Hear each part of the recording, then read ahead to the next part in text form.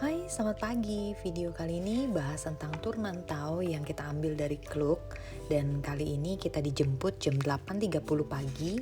Dan kita ke tempat pertama ini dulu, kita sampai jam 9.40 di sini. Kita dikasih waktu 1 jam untuk menikmati yang namanya Siangsan Visitor Center.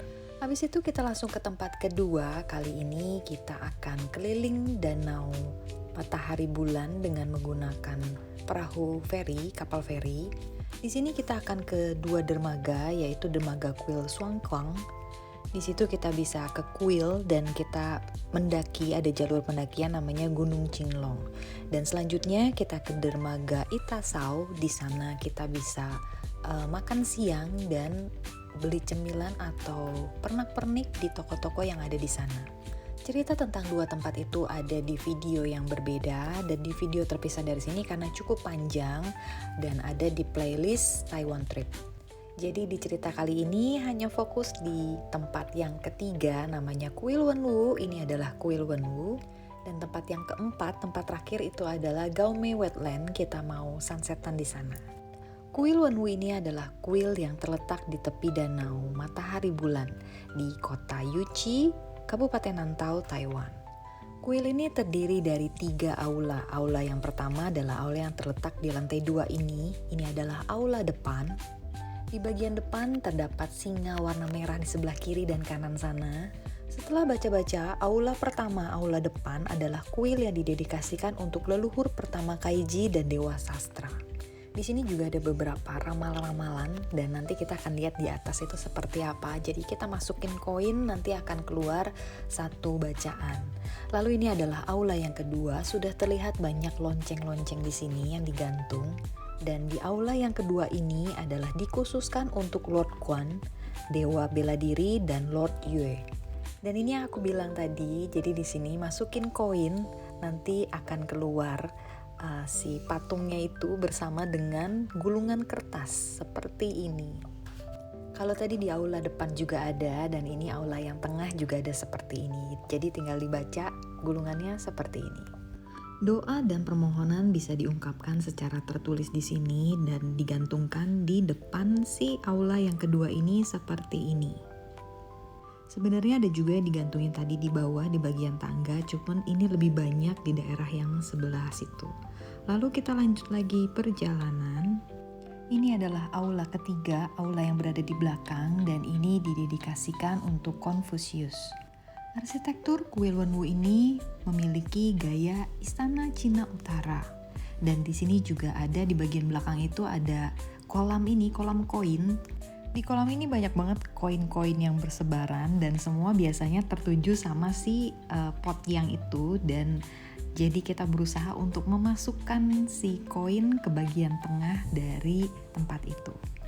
Dan di sini juga di bagian dinding-dindingnya itu ada banyak cerita seperti ini, lukisan-lukisan yang mempunyai cerita. Dari kolam koin tadi kita bisa naik ke atas dan ini dia di atas itu ada lapangan terbuka. Dan dari sini kita bisa melihat pemandangan danau Sanmunnya. Lalu ini dia, kita bisa melihat gerbang lagi di bagian atas. Dan ternyata di atasnya itu seperti ini, ada banyak patung-patung di bagian atas sebelah sana.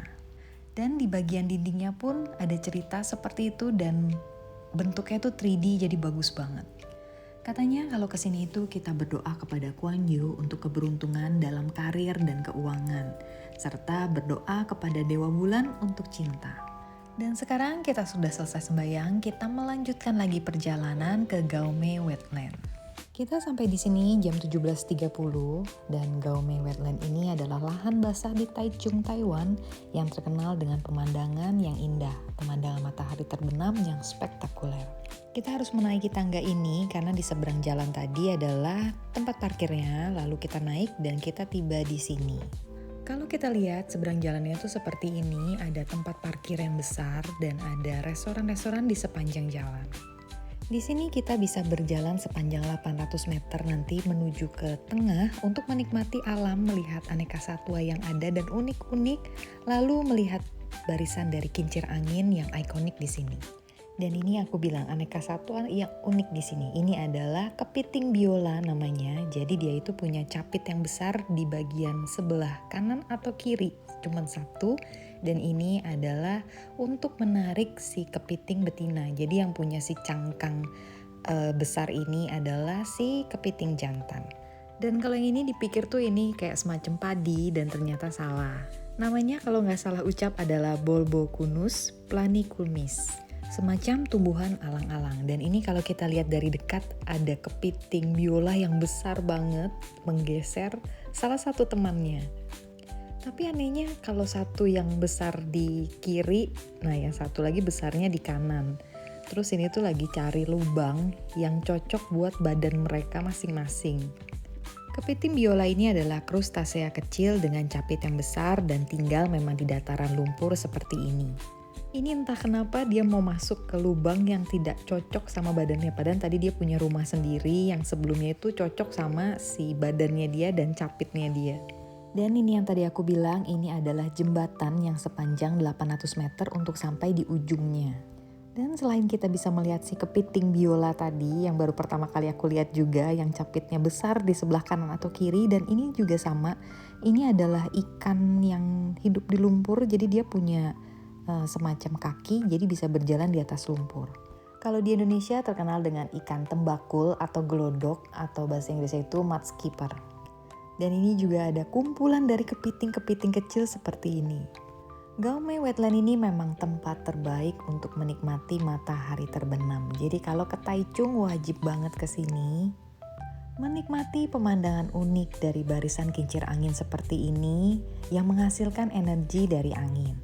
Untuk menikmati pemandangan ini tidak perlu tiket alias gratis. Dan ini ujung jalannya seperti ini, ada banyak orang yang berdiri sambil melepaskan sepatu dan ditaruh di pinggir-pinggir.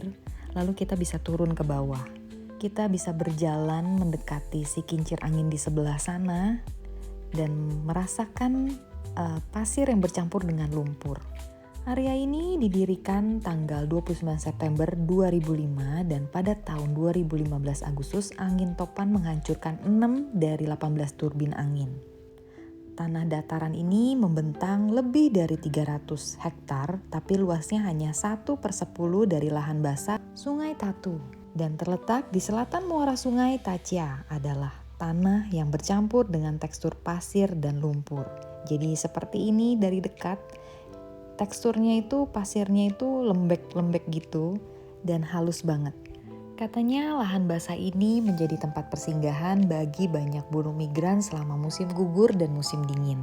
Tapi karena kita kesininya di bulan Juni, musim panas, jadi benar-benar gak ada burung sama sekali di sini. Tapi nanti di tempat parkir itu ada sarang burung yang ada di depan toilet. Nanti akan lihat videonya di akhir video ini. Karena kita kelamaan main di bagian si lumpur tadi, ini nunggu di sini, anak aku yang ini nunggu di sini. Dan di sini ada tempat duduknya, lalu di sebelah kanannya itu ada tempat sepeda. Dan di sebelahnya lagi tuh ada jembatan seperti ini, dan ini jangan dilewatkan kalau pas sunset karena fotonya tuh bisa sebagus ini cahayanya. Ini sudah sekitar pukul 18.20. Dan kita sesi foto-foto dulu di atas sini dan foto si Dudut menikmati matahari yang tenggelam. Di bagian sini ada tempat duduk dan di bagian atas dekat tempat parkir juga ada tempat duduk seperti ini. Dan ini yang aku bilang di daerah parkirannya tuh ada sarang burung seperti ini banyak banget. Lalu kita melanjutkan lagi perjalanan, 18.50 kita sudah jalan. Lalu kita sampai lagi di hotel sekitar jam 8 malam dan kita langsung explore si stasiun Taichungnya. Seperti ini kalau malam. Jadi ini tuh gerbong-gerbong yang sudah tidak dipakai dan dipakai lagi untuk pertokoan, untuk toko-toko unik dan ada juga restoran-restoran kecil. Untuk keseluruhannya seperti ini pemandangannya. Ada banyak hotel di sini, tinggal nyebrang jalan kaki, tapi di sini tuh ada banyak homelessnya di bagian stasiun depannya seperti ini. Cuman gak apa-apa, orang-orangnya tidak mengganggu dan video selanjutnya kita pindah ke daerah Simenting seperti ini. Banyak orang yang foto desain pelangi seperti itu, tapi ada satu tempat yang sepi seperti ini. Jadi sampai jumpa di cerita selanjutnya. Thank you for watching, bye!